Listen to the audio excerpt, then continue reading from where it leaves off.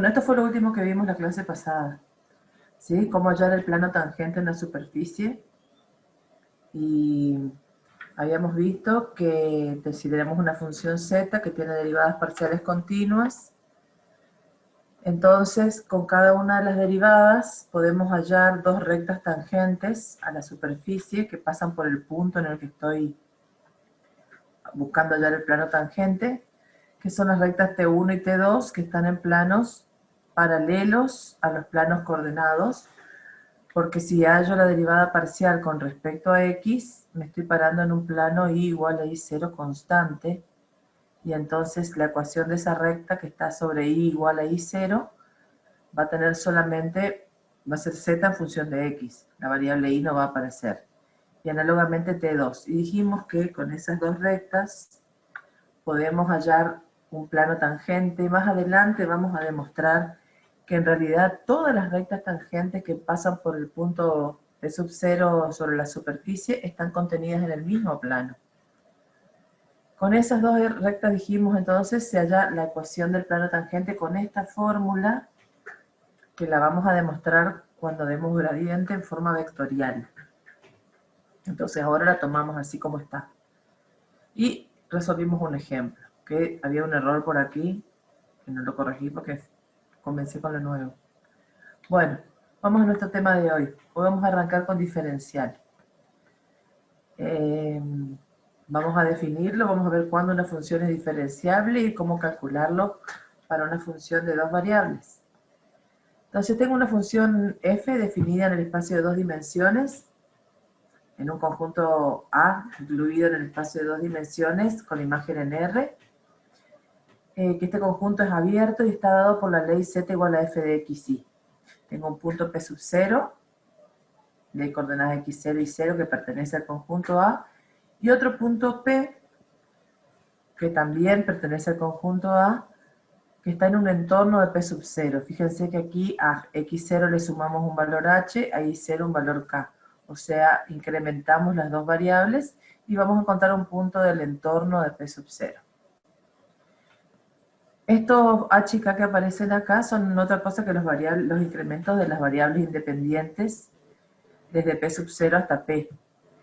O sea, son delta x al que llamamos h y delta y al que llamamos k.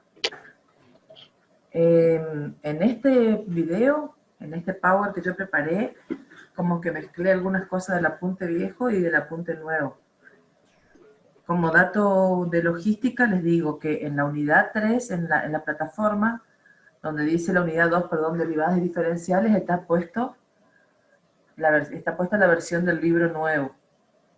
Y en la parte de adelante, donde está la información general de la cátedra, está puesta una dirección de Google Drive para mirar el apunte viejo, que dice 2016, pero en realidad es 2006, y que tiene en algunas cosas está como más fácil de entender, por eso tomé algunas cosas de ahí. Y algunos gráficos también, porque los del libro salieron mal.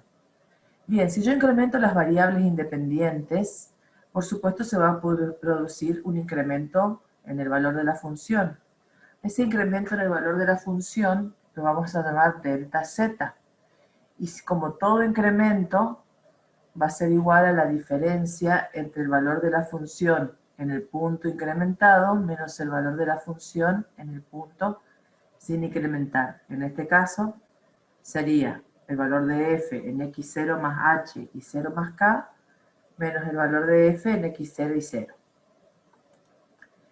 Si yo tengo que hallar la distancia entre los puntos P sub 0 y P, no quiero estar haciendo un gráfico en el pizarrón porque corto mucho, pero ustedes ya saben cómo se halla la distancia entre dos puntos. Es como la hipotenusa de un triángulo rectángulo donde h y k son los catetos, entonces la distancia entre P sub 0 y P, como entre cualquier punto del plano, va a ser la raíz cuadrada de h cuadrado más k cuadrado. Eso sería delta x al cuadrado más delta y al cuadrado. Esta distancia ρ tiende a 0 cuando h tiende a 0 o cuando k tiende a 0 o cuando ambos tienden a 0. Por lo tanto, podemos decir que ρ también es un infinitésimo cuando los incrementos de las variables independientes tienden a 0. Esto es, Cuando h y k tienden a 0, entonces ρ tiende a 0, o sea, la distancia. Que, mejor dicho, tienen que tender los dos a 0, para que ρ tienda a 0. Vamos a decir, que una función f de xy es diferenciable en un punto x0 y 0, si el incremento de la función delta z, el que miramos recién, se puede escribir de la siguiente forma. A por h más b por k más un phi de ρ, donde lo importante es decir quiénes son a y b y phi de ρ. A y b, los coeficientes a y b que multiplican h y k, son constantes, son escalares, son números.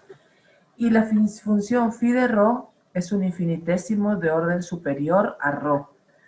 Recordarán en análisis 1 que en criollo decimos que un infinitésimo es de orden superior a otro cuando tiende más rápidamente a 0 que otro.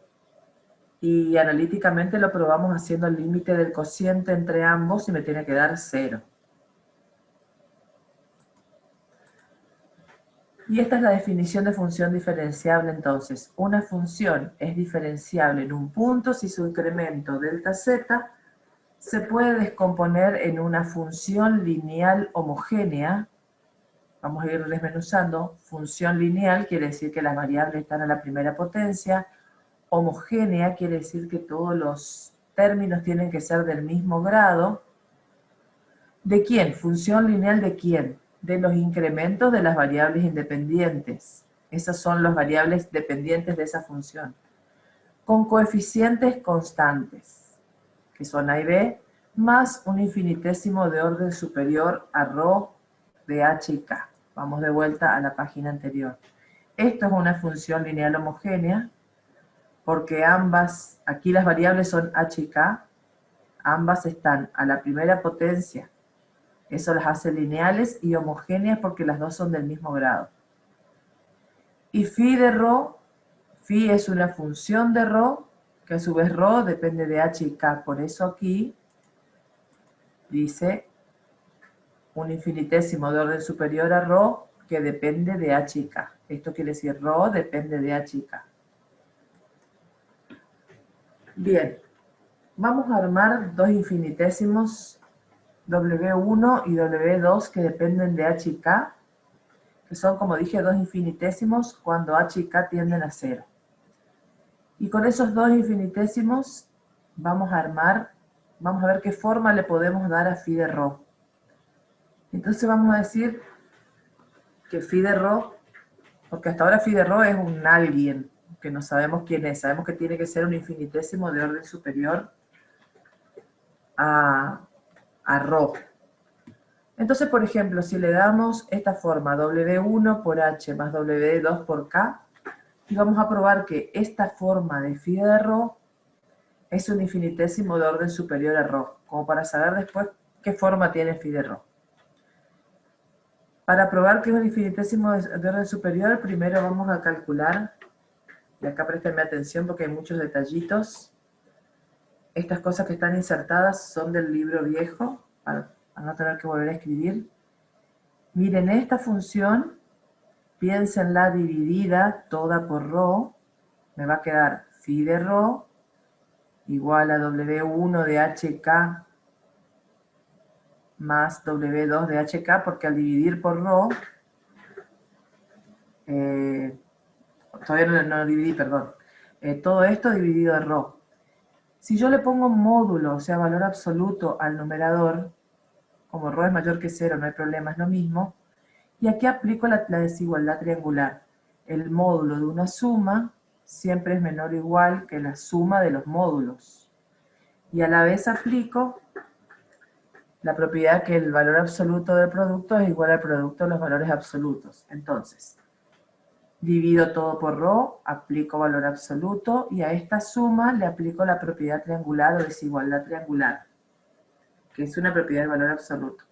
Me queda esta expresión. Distribuyo los valores absolutos en cada factor.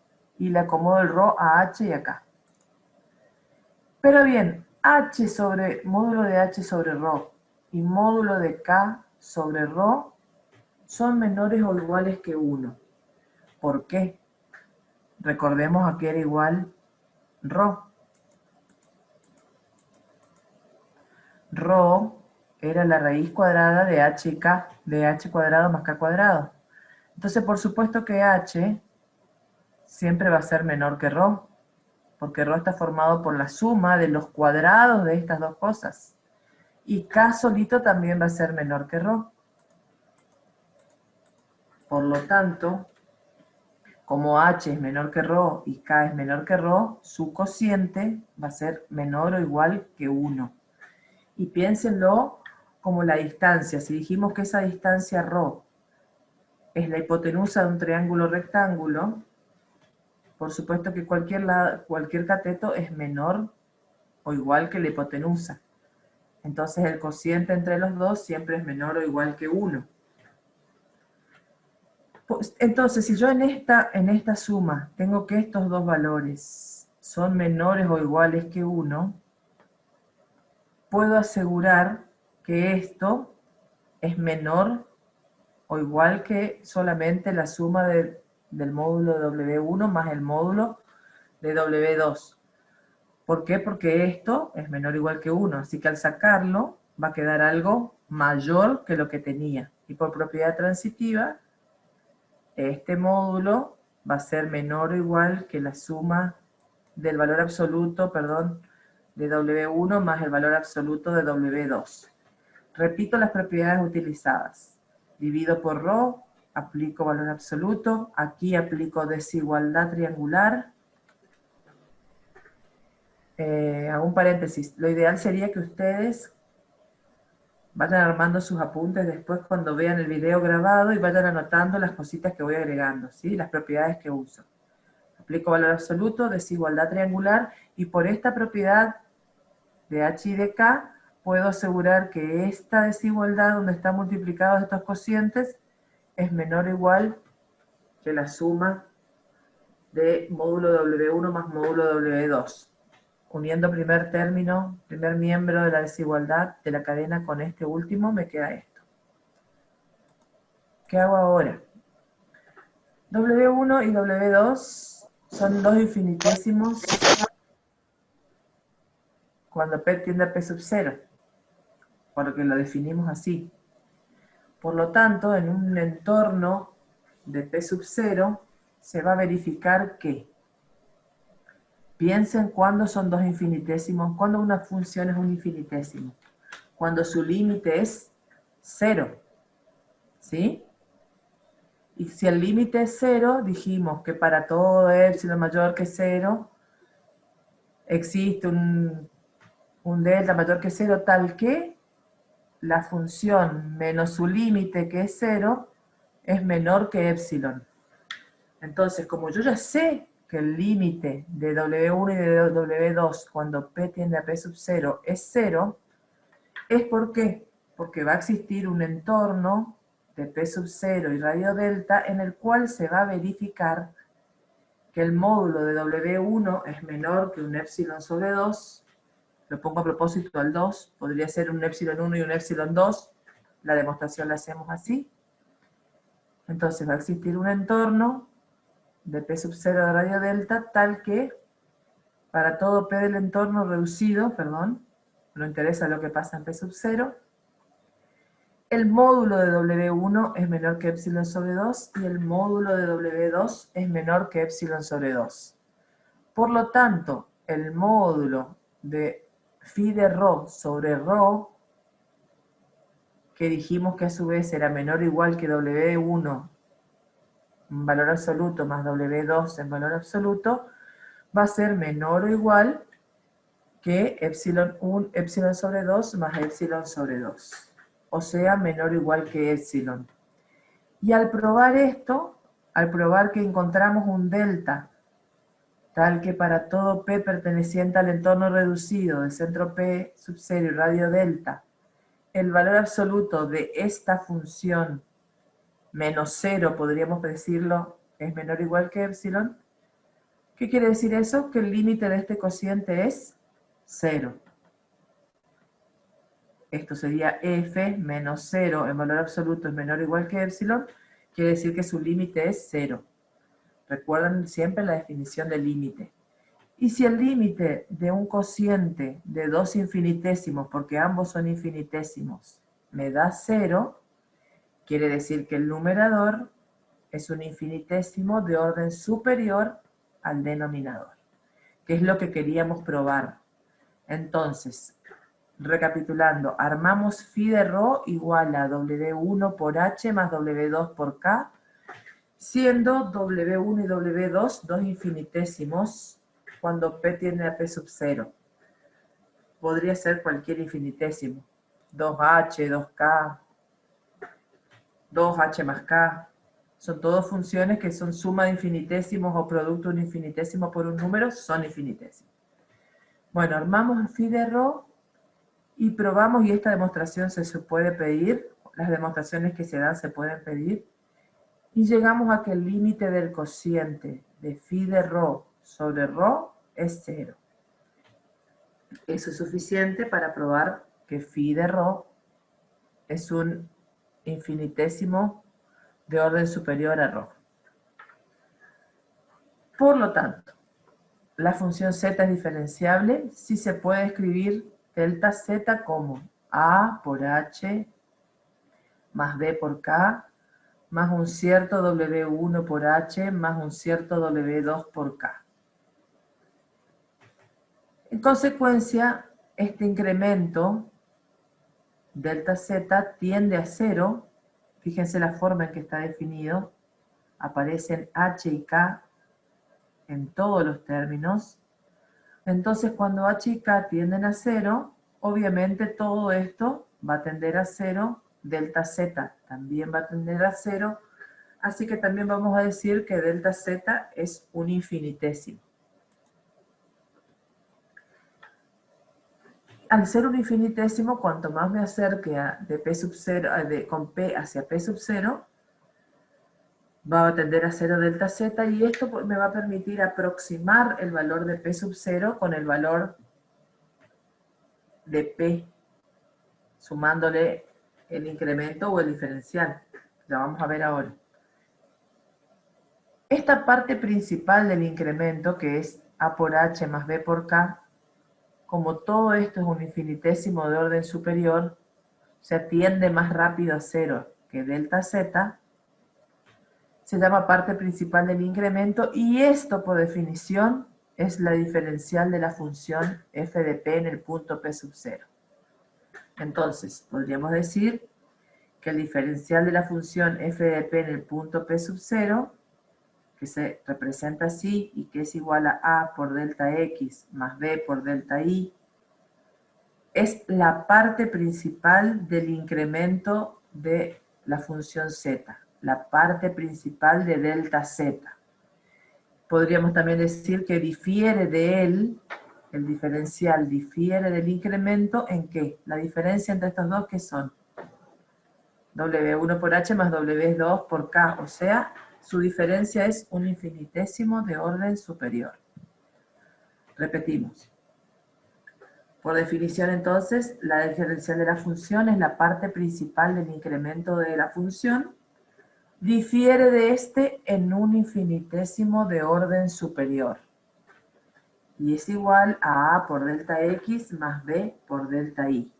Siendo A y B constantes, pero todavía no sabemos quiénes son. Y eso lo vamos a ver ahora en la forma analítica de la diferencial. ¿Vamos hasta ahí o no? ¿Alguno que conteste? ¿Qué les parece? Por fin estamos haciendo matemática. Están todos asustados, parece. Hola. Están asustados, que no contesta nadie. Estamos O bien, están profe. dormidos. Estamos bien. ¿Están ahí? ¿Eh? No es fácil de entender. Sí, profe. Por eso les digo, tomen sus apuntes, si es posible, imprímanlos. Y al lado de los apuntes, o escríbanlos. Escribir a mano es equivalente a leer 7 veces. Es muy aconsejable. Y anoten todas. Yo sé que son ustedes, son millennials y no les gusta escribir a mano, pero háganlo. Anoten todos los detalles que les voy dando, cuál es la definición importante, cómo son A y B, qué propiedades utilicé en la demostración, etc.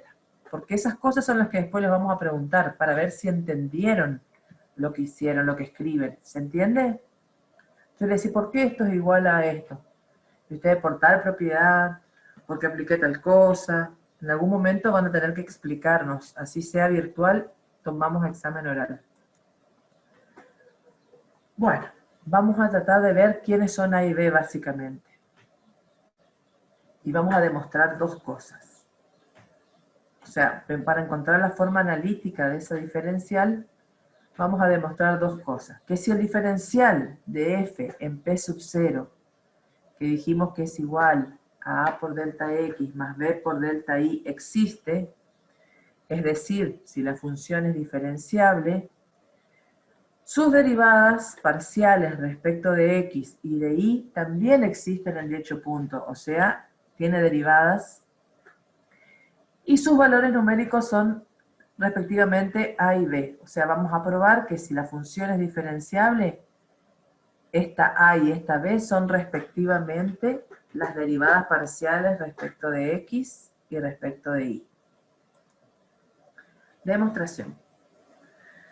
Dijimos que por ser f de x y diferenciable se puede escribir el incremento de delta z como f de x0 más h y 0 más k menos f de x0 y 0 igual a esta expresión, a por h más b por k más w1 por h más w2 por k, donde como ya dijimos, a y b son constantes y w1 y w2 son infinitésimos, que pavada, que tienden a 0, por eso son infinitésimos, que tienden a 0 cuando h y k tienden a 0. O sea, cuando p se acerca a p sub 0. Nos plantamos ahora en el siguiente ejemplo. Si k es igual a 0, o sea, el incremento de y es igual a 0 y h es distinto de 0, la distancia de p sub 0 a p se va a reducir a h. Piensen en el triangulito de p sub 0 a p la hipotenusa, un cateto es h, el otro cateto es k. Si k vale 0, solo queda la distancia entre p sub 0 y p va a ser igual a h. Y entonces el infinitésimo de orden superior phi de rho va a depender únicamente de h.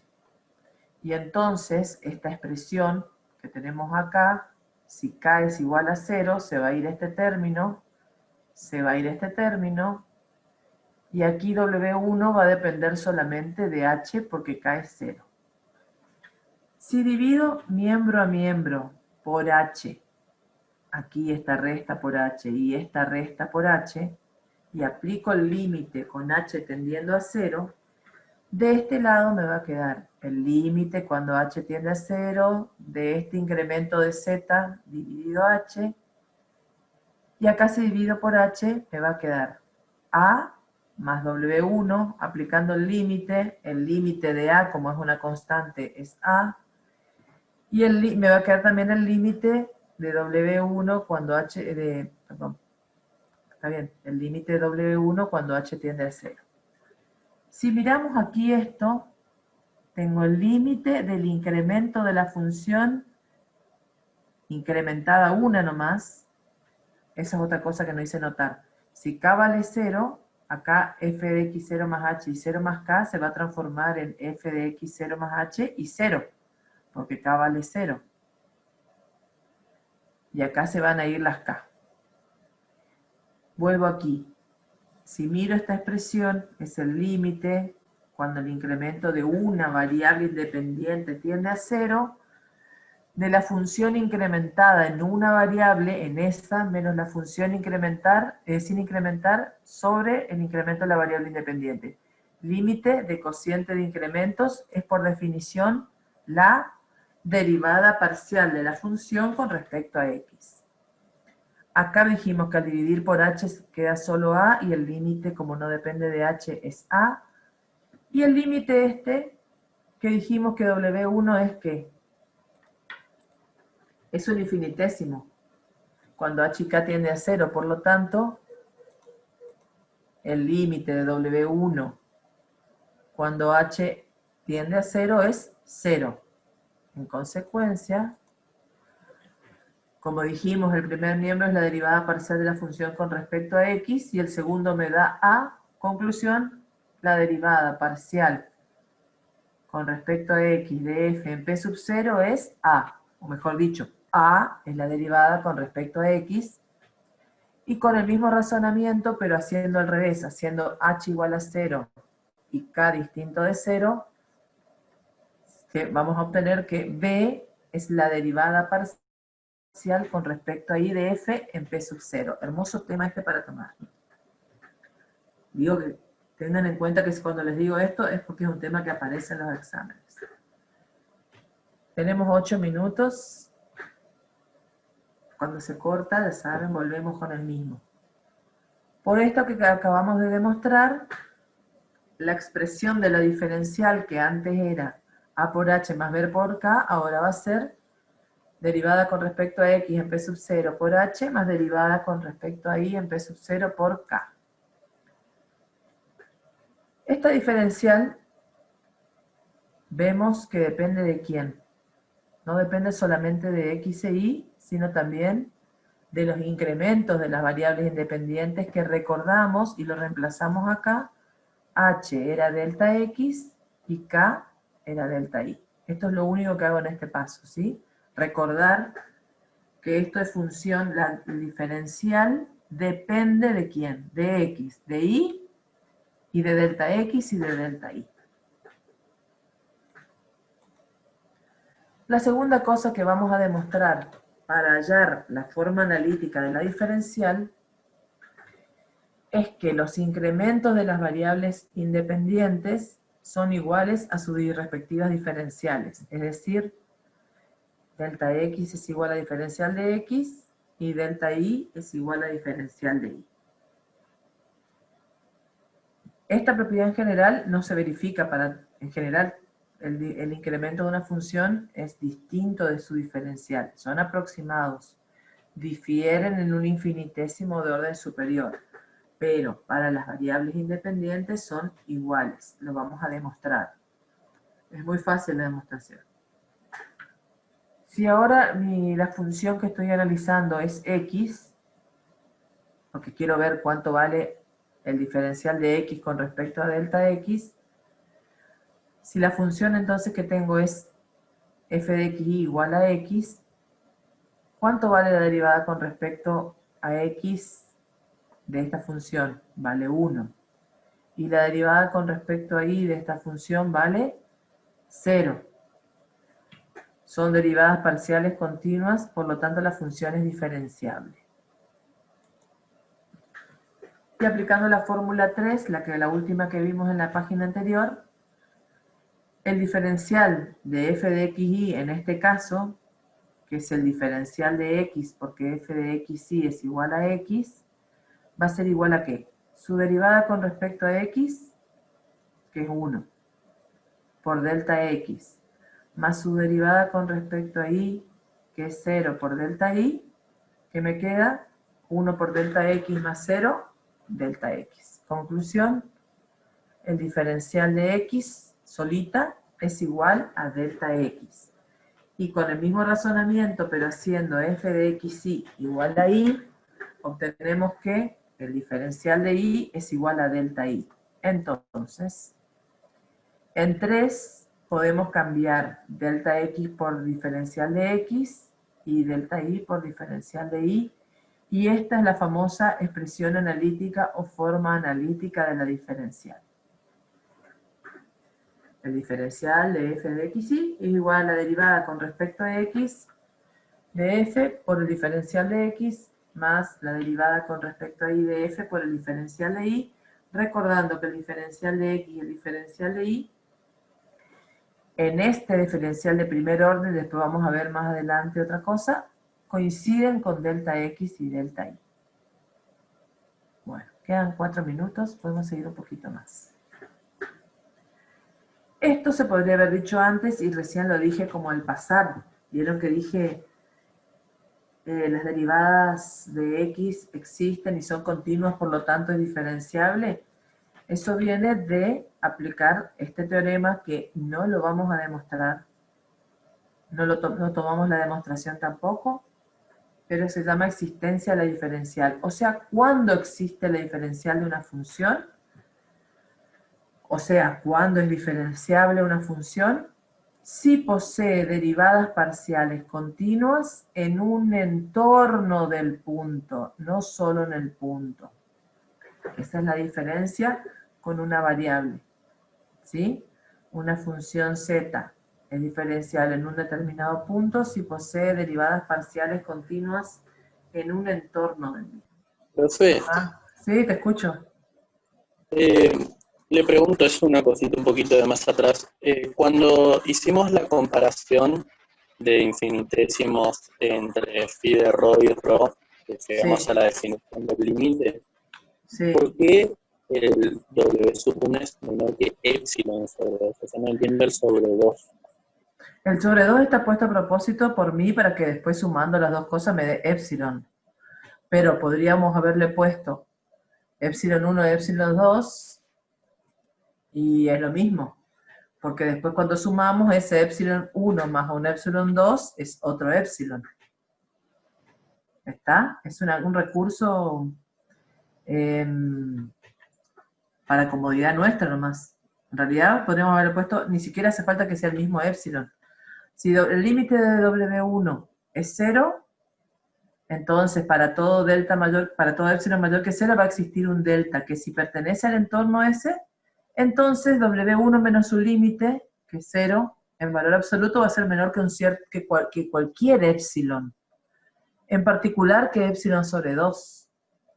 Pero le podría haber puesto ahí, es que no puedo compartir pantalla todavía, ahí. Voy a tratar de volver. ¿Dónde estaba eso? A ver. Sí, profe, ahí entendí, o sea, es ¿Entendiste?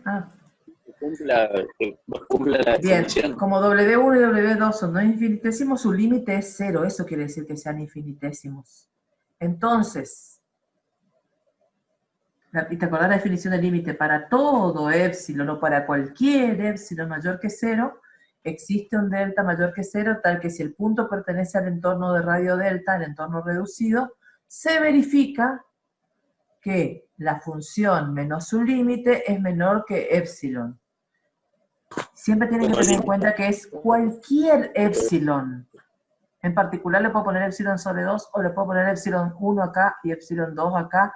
Y cuando sumo, W1 más W2 va a ser menor que epsilon 1 más epsilon 2 y a su vez ese epsilon 1 más epsilon 2 puede ser igual a un cierto epsilon. Porque la definición de límite es donde yo estoy partiendo. Yo estoy partiendo de que estos son infinitésimos, que su límite es 0. O sea, sé que existe el límite y que es 0. Entonces sé que para cualquier epsilon, sea epsilon sobre 2, sea epsilon 1, sea epsilon 4, lo que sea, se va a verificar esto. ¿Está? A eso voy, que en la definición del límite es para todo epsilon. Entonces yo puedo tomarme la libertad acá de ponerle epsilon sobre 2 o, como te dije, otro nombre. ¿Ahora sí? Sí, profe, perfecto. Todo tiene que ver Gracias. con la definición del límite, de nada de nada. Entonces estoy en la imagen interesante de toda la unidad. En realidad, todos los años esta clase la da la profe Balbi, porque ella hace una demostración del gráfico muy completa, pero hay que construir el gráfico de a poquito junto con el profesor. Entonces este año yo decidí para mis alumnos, y así se va a tomar, porque también los de la tarde dan así, vamos a tomar como está en el libro, la demostración analítica, y vamos a observar en el gráfico, que es lo importante. Existencia de la diferencial, ya miramos. Es una función, tiene diferencial o es diferenciable si tiene derivadas parciales continuas en un entorno del mismo. Entonces, tengo una función que posee derivadas parciales continuas en un entorno del punto P sub 0, cuya representación gráfica es una superficie S. ¿Sí? gráfica, su representación. Y tengo z igual a t de xy, que es la ecuación del plano tangente a la superficie en P. Entonces, tengo P sub 0 que está en el dominio, pero con esa altura Z sub 0 hay un punto P que está sobre la superficie, ya van a ver el gráfico. Y Z igual a T de XY es la ecuación de ese plano tangente. ¿Qué dijimos que era? Z menos Z0 igual a F de X, perdón, F de X, F sub X, la derivada con respecto a X por X menos X0, más la derivada con respecto a Y en el punto por Y menos Y0. Esta es la ecuación del plano tangente que vimos hace un poquito. Despejando Z acá, que dijimos que es igual a T de XY, paso Z0 sumando al otro lado. Entonces me queda que Z, que es igual a T de XY, es igual a esta expresión. Ahora, si H es igual a X menos X0 y K es igual a Y menos Y0, o sea, H es delta X y K es delta Y, entonces T de XY, reemplazo X e Y acá, X va a ser igual a X0 más H, e Y va a ser igual a Y0 más K, van a ser igual a F a la derivada con respecto a X en P sub 0 por H, más la derivada con respecto a Y en P sub 0 por K, más Z sub 0. O sea, de la otra fórmula que tenía recién, reemplacé X e Y por X0 más H y 0 más K. Esto lo escribí como P sub 0, esto lo escribí como H y esto lo escribí como K.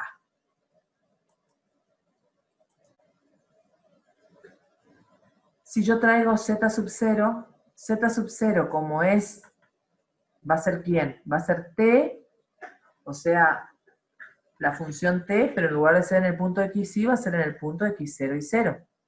Z0 la traigo restando acá, pero la escribo como T de X0 y 0.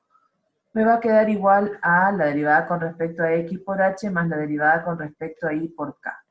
Si miran con cuidado, esto que tengo aquí, derivada por incremento de X más derivada con incremento de Y, no es otra cosa que el diferencial de la función.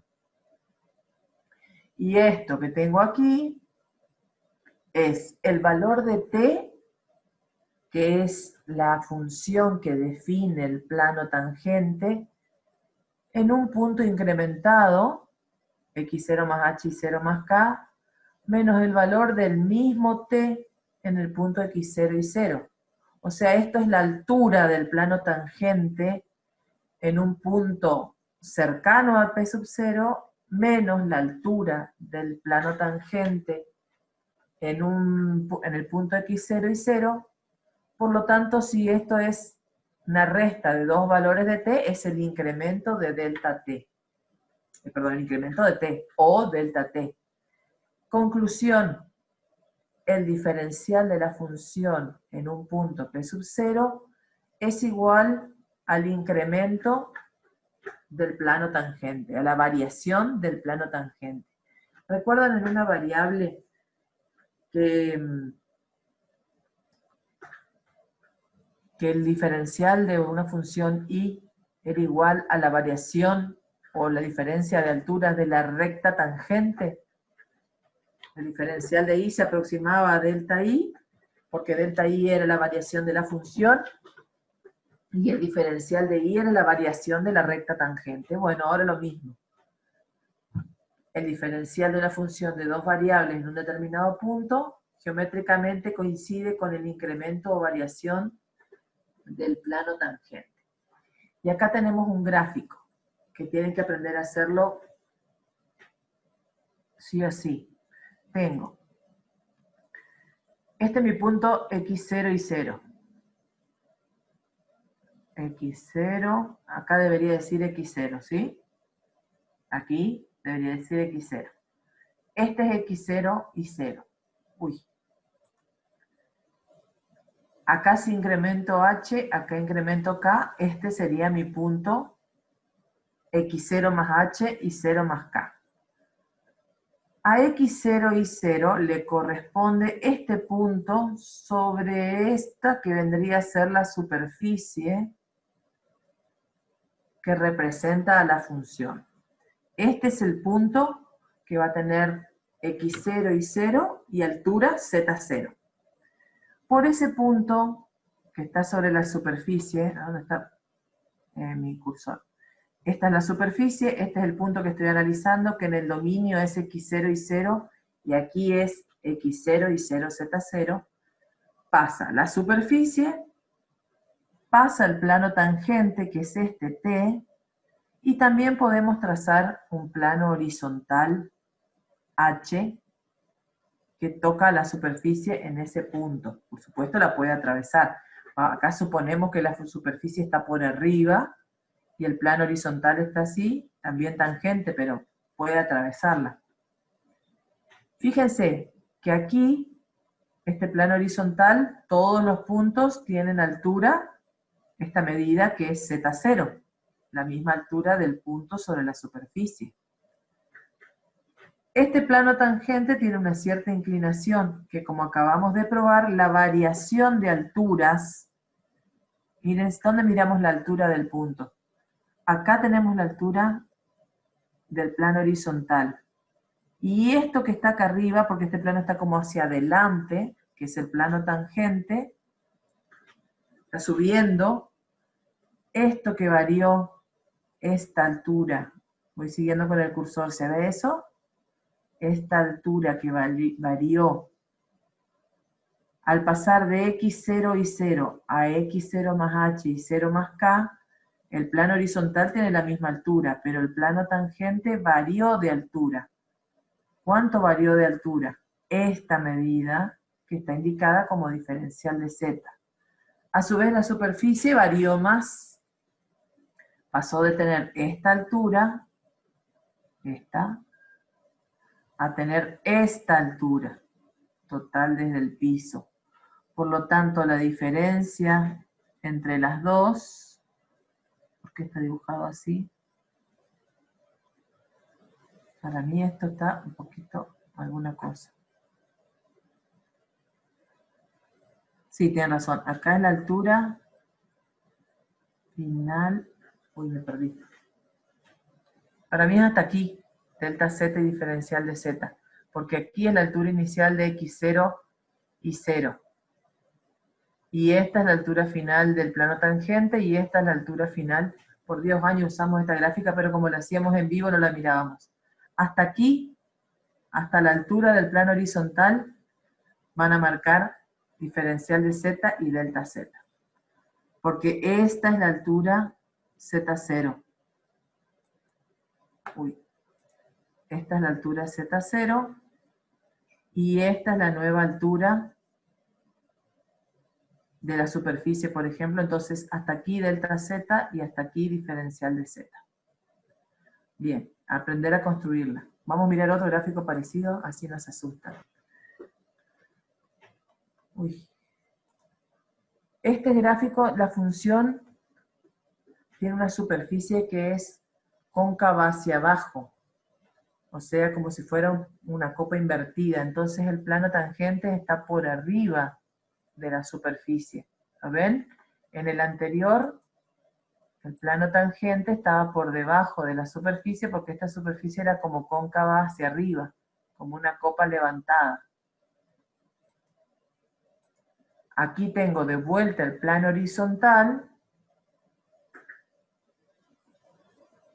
en la superficie por debajo y el plano tangente por arriba. Entonces, el diferencial,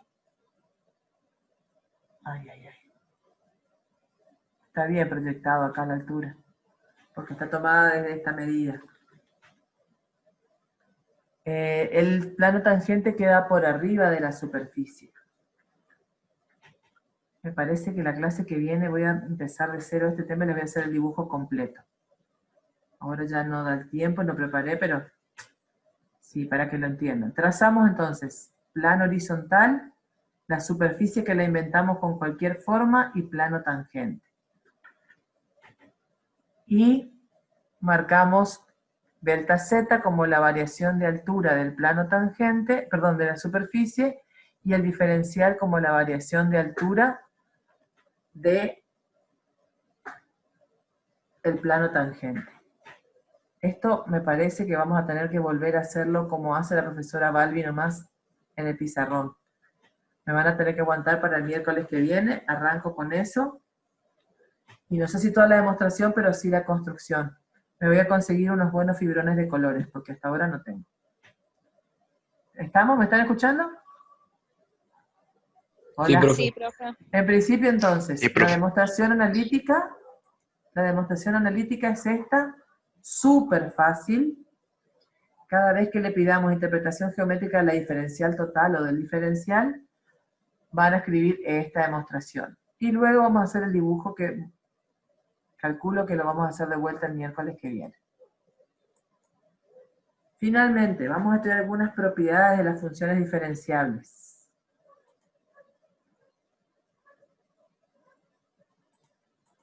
Ahí está.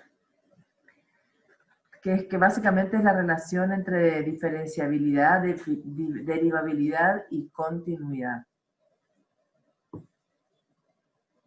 Sí, el primer teorema es la relación entre diferenciabilidad y continuidad. ¿Qué me dice la función? Que si una función, la propiedad, que si una función es diferenciable en un punto, entonces es continua en el mismo. O sea que basta, es necesario, condición necesaria y suficiente que sea diferenciable para que sea continua. ¿Está? Esa comita significa entonces también. Y vamos a demostrarlo porque es muy sencillo. Si z igual a f de p es diferenciable en p sub 0, para todo p que esté en un entorno de p sub 0, o sea, todo p igual a x0 más h y 0 más k, perteneciente al entorno de p sub 0 y también al dominio, obviamente, se puede escribir delta z, o sea, delta de f, o sea, f de p menos f de p sub 0, el incremento de la función, como a por delta x más b por delta y más phi de rho, donde dijimos a y b son constantes y phi de rho es un infinitésimo de orden superior a rho, que depende de delta x y de delta y. Todo esto es nada más que la aplicación de que la función, la expresión de que la función es diferenciable. Repetimos, si es diferenciable, el incremento se puede expresar de esta manera, donde A y B son constantes, ya dijimos quiénes son, y phi de rho es un infinitésimo de orden superior que depende de h y k, o sea, de delta x y de delta y. Entonces,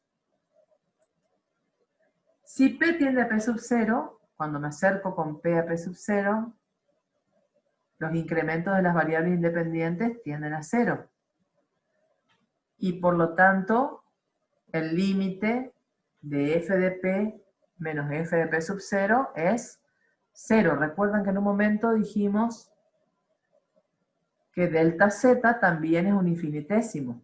O sea, delta z, que es igual a f de P menos f de P sub 0, es un infinitésimo, por lo tanto su límite es 0. Por lo tanto, el límite, cuando P tiende a P sub 0 de esto, va a ser igual al límite de f de P menos f de P sub 0, porque el límite de esta constante es la misma constante. Luego paso este f de P sub 0 que está restando al otro lado, y me queda que el límite, cuando P tiende a P sub 0 de f de P, es igual a f de P sub 0. Y esto por definición me está diciendo que la función es continua. ¿Cuándo una función era continua en un punto? Cuando el límite de la función, cuando P tiende a ese punto, es igual al valor de la función en el punto. Conclusión, con esto se prueba que la función f de P es continua en P sub 0. Aquí está el quid de la cuestión. El límite de esta resta es 0 porque delta z, delta de f, es un infinitésimo, como lo probamos antes. Y el límite de una resta es la resta de los límites. Pero el límite de este valor, como es una constante, es igual a la constante, y ahí la paso sumando y ya está la demostración. Bien, otra propiedad. La última, por hoy. Ya no vamos más. Temprano es, pero... Se comprobó que una función z, o sea, hasta ahora no la comprobamos nosotros, lo enunciamos, nomás no lo demostramos, que si una función tiene derivadas parciales continuas, es diferenciable. Esa es la propiedad que escribimos como existencia de la diferencial. No la probamos. Y si es diferenciable, es continua, es la que aprobamos, la que demostramos recién. ¿Sí? Entonces, si es derivable, si tiene derivadas parciales continuas en un entorno, es diferenciable en el punto. Y como consecuencia es continua en el punto. ¿Cuál es la diferencia que vemos con funciones de una sola variable? Que en las de una variable, al existir la derivada, ya era continua. Al existir la derivada en el punto, la función ya es continua. En cambio, para las funciones de dos variables, para que sea continua, le vamos a pedir que las derivadas parciales sean continuas, pero en un entorno del punto en cuestión. ¿Está? Entonces la diferencia entre una y dos variables es que la relación entre derivadas parciales y continuidad no es tan inmediata. En una variable, si la función es derivable en el punto, entonces es continua en el punto. Acá le vamos a pedir que tenga derivadas parciales continuas en un entorno del punto, para que sea continua en el punto. Y lo vamos a ver con un ejemplo. Tengo esta función, por ejemplo. Vamos a hallar primero sus derivadas parciales por definición. Por definición, la derivada parcial con respecto a x es el límite cuando h tiende a 0, recordando que h es delta x, de la función incrementada en x y no en y, menos la función sin incrementar. Estoy analizando en el punto 0, 0. Así que ya me planto aquí en el punto 0, 0. ¿Cuánto vale f de 0 más h, 0? Tengo que usar esta definición. F de 0 más h sería reemplazando x por 0 más h e y por 0. Me va a quedar 0, 2 por 0 más h me va a quedar 2h cuadrado, más 0, menos f de 0, 0, que por definición es 0, saco esta h acá afuera, todo esto dijimos que queda 0 sobre 2h cuadrado, 0 sobre 2h cuadrado antes de aplicar el límite ya es 0, por 1 sobre h es 0, y el límite de 0 es 0. Análogamente, la derivada con respecto a y en 0, 0 va a ser el límite de la función incrementada en k a partir de 0, porque esto es la derivada de una función en un punto, no es la función derivada como... nosotros acá en análisis 2 no diferenciamos eso, lo vemos como caso particular. En análisis 1 se ven como dos temas diferentes, derivada de una función en un punto y función derivada. Convengamos acá, sigamos acá. La derivada con respecto a y en 0, 0, entonces va a ser el límite cuando k tiende a 0 de este cociente de incrementos. Donde aquí arriba tengo el incremento respecto de k. O sea, incremento a partir de 0 más k menos la función sin incrementar. De vuelta, f de 0, 0 es 0. Y si yo aquí reemplazo x por 0 e y por 0 más k, me va a quedar 0 en el numerador, 0 más 3 por 0 más k cuadrado, me va a quedar 3k cuadrado. Todo esto de vuelta da 0. Esto da 0. Vamos a hacer 0 dividido 3k cuadrado. Da 0 por 1 sobre cada 0, el límite da 0. Entonces vemos hasta ahí que esta función tiene derivadas parciales, hasta ahí. Tiene las dos derivadas parciales iguales a 0. Pero analizo la continuidad de esas derivadas parciales en un entorno. Hasta ahí, si yo tengo una derivada igual a 0, es continua en el punto. Pero ¿qué pasa en un entorno? ¿Cuánto vale la derivada con respecto a x? La derivada con respecto a x, como esto es un cociente, va a ser u', 2i por b, esto, menos u por b' con respecto a x sobre b cuadrado. Después de toda una transformación algebraica queda que esta es la expresión de la función derivada con respecto a x de esta función. En particular en 0, 0, me da 0 porque tengo esta forma de definición que tiene un valor particular en 0, 0. Pero para cualquier punto distinto de 0, 0, la derivada vale esto. Esta derivada dice que es discontinua en 0, 0 porque no tiene límite doble en ese punto. Fíjense, que yo dije que era continua porque valía 0, pero no lo analizamos. Voy a analizar la continuidad entonces de la derivada con respecto a x. Aquí hay un error en el libro que dice aquí y, pero en realidad estoy hallando los dos límites iterados de la derivada con respecto a x, porque esa es la que estoy probando que es discontinua. Entonces hasta acá tengo la función, hallo por definición las dos derivadas me dan 0, hallo la función derivada con respecto a x, pero voy a probar que no es continua, haciendo los límites iterados. Hallo el límite cuando x tiende a 0 del límite cuando y tiende a 0 de f de x. Si hago tender primero y a 0, si hago tender primero y a 0 aquí, me queda todo 0 porque tengo esta y multiplicando acá. Con lo cual, ya me queda el límite de 0, que es 0. En cambio, si hago tender primero x a 0, me queda y por 6i cuadrado en el numerador, o sea, sería 6i cubo, y aquí me queda 3i a la cuarta en el denominador. Porque 9, por el otro 3. A ver, porque está al cuadrado. 9i a la cuarta en el denominador. Simplificando esto, me queda 2 tercios.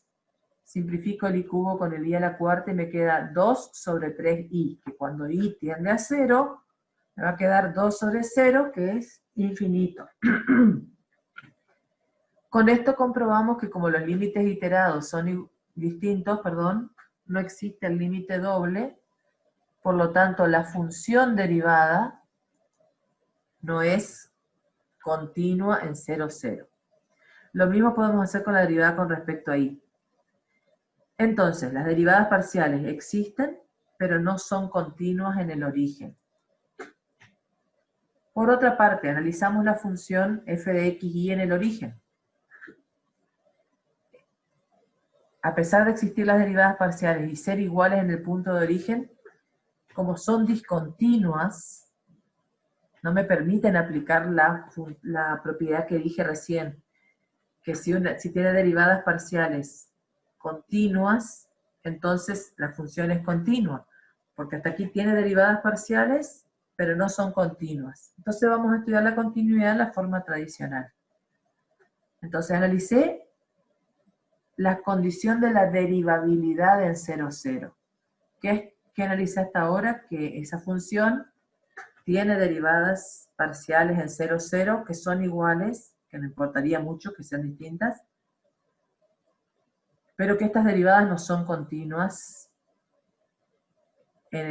o sea, no son continuas en el entorno, porque en el límite, en el punto por lo pronto no.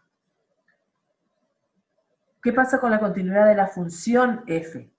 La función f en punto 0, 0 por definición es igual a 0.